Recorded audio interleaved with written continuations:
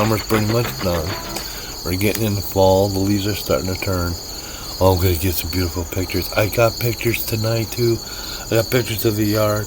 I got pictures of the cats. I'm going to be working on it later. So that's where some of this stuff is going to be used. So I started a new one. Like I said, the other one's 25 minutes. And that had a lot of the guitar work in it. I'm getting better at it. Like I said, what I did for this guitar here is that my 5-string, I created the character, which is I'm an old retired maniac from the Air National Guard, which is not far from the truth, because I am a retired maniac. So I'm proud of it too. It's a good organization, done excellent work. I've watched them go from just normal bass to a full-out operating bass around the clock. And you're saying, so what? But you got to realize this is an Air National Guard unit. They weren't tasked to be 24/7. They're there for to prepare so that in case needed, they could be brought in. Humanitarian purposes too is a big part of their mission. The tankers we launched out and stuff, they were good for hauling material, products and goods and stuff like that. So if there was something needed, they could get it on there and get it to wherever it's got to go. Like I was talking about 9/11, I was in at that time. I was full time in the Air Guard down there, and when it happened, I got dressed immediately. I didn't even wait for a phone call because I knew it was coming anyway, right? So I got my uniform on, got in my car, and I went to work immediately. And we went from being part-time guardsmen to full-time active duty fuel section, or the whole base actually. That's when they started creating the air bridge where to start funneling stuff across that come through a airport. And what I mean by that is not so much a place where people go to lunch. It's a port to go to other countries. Port of call, kind of. So if you're coming in from another country, that's where you come in at and you check in before you go anywhere else in the country, you know. And if you were coming in by ship, then it'd be a port there. Or if you're coming in by an aircraft, you come into an airport. You know, that kind of thing. So, and that's what we had there because it was an international airport, and that made it perfect to start taking stuff through and then sending it over and then bringing stuff from over and bringing it back through. And I remember seeing going, like I said, for part-time to full-out actual 24/7 working around the clock. And that's what us fuels guys did, and we kept them flying. I don't remember one time when an aircraft failed to launch out because of fuel. And you got to remember when it was just so tight that when an aircraft left over in Germany to come back to get more supplies, one would leave where we were at and go across and fill that spot, see? And that's how the bridge worked, transporting gear and people and troops across. And our tankers would take them halfway across the water, and then Millenhaul tankers would grab them and take them the rest of the way. That way, when they're flying. We're back. I got the drum track running. I got my amp set up. And we're ready to do some jamming. So I'll get the guitar out. Give me a second. There we go. Now we're jamming on the back porch.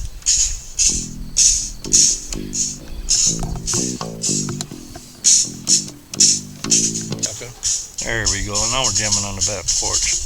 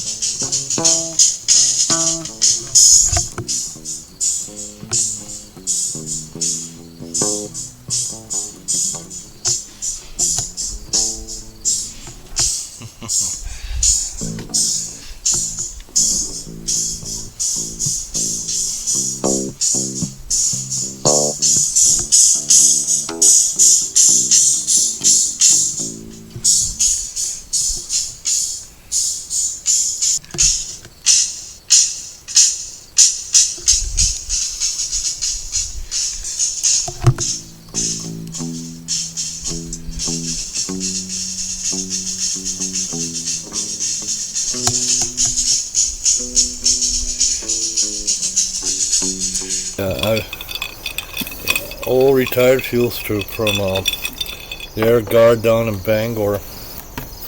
And the thing with that is, I joined the Air Guard in Minnesota. That's when we were living there, Farmington. That's after I just got out, and I kind of missed the Air Force. You get used to it. You get used to hanging around with the people and getting to know everybody. And granted, it's hard work sometimes, but it's kind of rewarding hard work because you can see the results of your labor every time a plane takes off. Someone in the fuel section did their job, put fuel on that aircraft, and that aircraft was able to launch out. And that was the big thing about fuels in my career field, is when an aircraft landed, it needed fuel. Even if it wasn't armed or anything, because if stuff came down or stuff went south and that base had to get evacuated, that plane can take off, find someplace, land, and then get taken care of. But you got that aircraft out of there. And that's why they're so wanting to put fuel on as soon as they land. And there's certain things they got to do first before you can actually put fuel on them. But that's the first thing they do is like, okay, fuels, we got a plane that just landed there in spot 21, and okay, we'll send somebody out there. And then once our control center got that call, they had 30 minutes to get a truck there. And if not, then you had to have a good reason why that truck wasn't there. And sometimes it gets real sketchy, trying to get that last in there. I did control center for a while, and there was times where I had a truck going one place and this one, and I said, oh, wait a minute, I can use this one over there and use that one over there. So you call them, hey, change the plans here, buddy, you need to go to da-da-da-da, and then this guy, you need to go da-da-da-da, and they're probably cussing and swearing you out because you just, but that's the way it worked. That way I had one plane getting caught here, which saved me that 30-minute response time, and then that one over there. So it was like, there's times where you're just frustrated, and it's rough sitting in that office trying to get all this stuff done. And especially during rush hours or during heavy flying, and you let's see, Lake and Heath,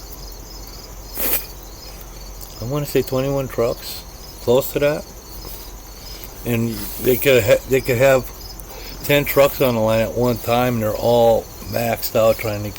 That's during a max effort, like an exercise where they launch out a bunch of them at once, and then when they all come back, they need fuel. So it's like, okay, crew chiefs are calling it in. We got to get fuel on this aircraft because we can't do a certain thing until the fuel's on the aircraft. The thing with fuel on the aircraft too, it puts weight on the aircraft, so the aircraft isn't light sitting on their taxi on their pad. So you put fuel on them, which gives them weight. And then that's part of the reason as well. But the biggest reason is getting the fuel on, so that if they had to, they could launch that aircraft out and get it out of there, along with the pilots, right? Get the pilots in and get them out of there. That's if the stuff was going and the base was about to get overrun or something like that, and you get your aircraft out. So, and that's what that was all about. And we practiced that. I mean, that's stuff we practiced. Exercising. Planes coming and then what there was what they call hot pitting, where the aircraft landed. They'll pull into a spot, they'll shut off one engine, keep the other one running so they don't have to restart it again. You bring your truck in on the other side of the where the engine's running, and then you refuel it while they're loading it with ammunition. That was a special task we had to do. You had to be specially trained for that. And then there's, so anybody that was sent to that had that special training, because there's certain things you have to do as a fuels operator operating a truck with the potential of armament being put on an aircraft at the same time. And that way, the pilot sat in the aircraft, he kept it running, and then when all done, then he'd ever fire up that next engine and taxi out, and boom, he'd be gone. And it was like a max effort, and that was it's practicing putting pressure on the enemy, that you launch out, you hit your strike, you bring them back, you refuel them, you launch them, and you launch them back out again. And what you're doing is you're keeping the enemy off their toes and not giving them a chance to catch a break. And you're constantly, and that is devastating.